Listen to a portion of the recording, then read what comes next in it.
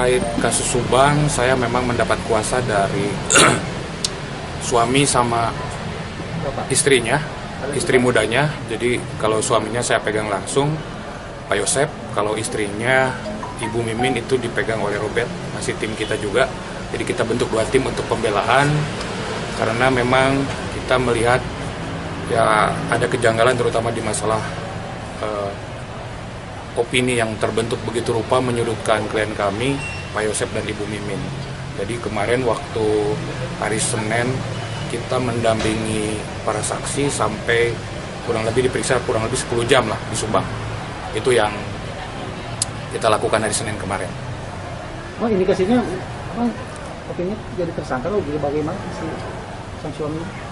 Ya sejauh ini memang kedua saksi baik Pak Yosep maupun Ibu Mimin, mereka punya alibi yang sangat kuat. Pada saat kejadian mereka sedang bersama-sama, dan jarak mereka dari lokasi kejadian itu kurang lebih perjalanan 20 menit lah, dari Serang Panjang ke Kalijati itu kurang lebih 20 menit. Jadi alibi mereka kuat gitu. Tidak ada saksi yang melihat klien kami ada di TKP pada saat mungkin kejadian.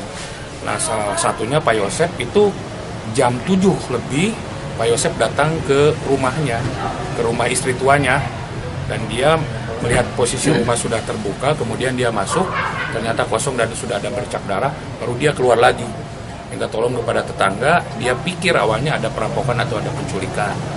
Itu kurang lebih jam 7 lebih seperempat, Pak. Jadi kalau lihat, saya pikir alibinya tidak terkait dengan permasalahan ini, baik Pak Yosep maupun Ibu Mimin. Tapi selebihnya kita serahkan ke pihak penyidik, karena hasil Inapis Polda hari ini belum dikeluarkan atau belum disampaikan apakah DNA, sidik jari ataupun yang lain terkait dengan para saksi yang diperiksa dengan korban yang ada ataupun TKP. Kalau hubungan saksi sama korban gimana? Baik atau?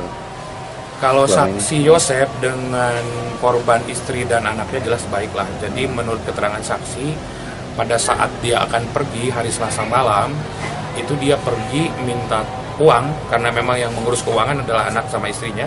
Dia minta uang untuk beli bensin, karena dia memakai motor dari Ciseti atau Jalan Cagak ke daerah Serang Panjang.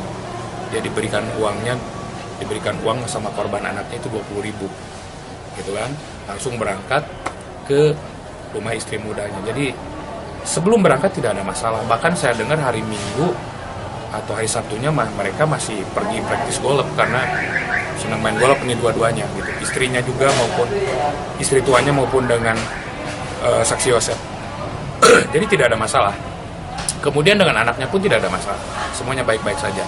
Jika dengan istri mudanya katanya sempat ada teror.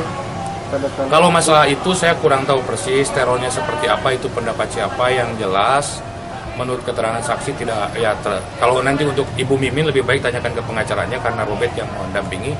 Tetapi kalau untuk Pak Yosep tidak mengetahui apakah ada teror dari istri mudanya terhadap istri tuanya. Ya, bentuk terornya seperti apa itu kita juga tidak tahu. Tapi yang jelas waktu pendampingan Ibu Mimin baiknya nanti nanyanya karena saya nggak mendampingi pemeriksaan kemarin Ibu Mimin, jadi saya tidak tahu.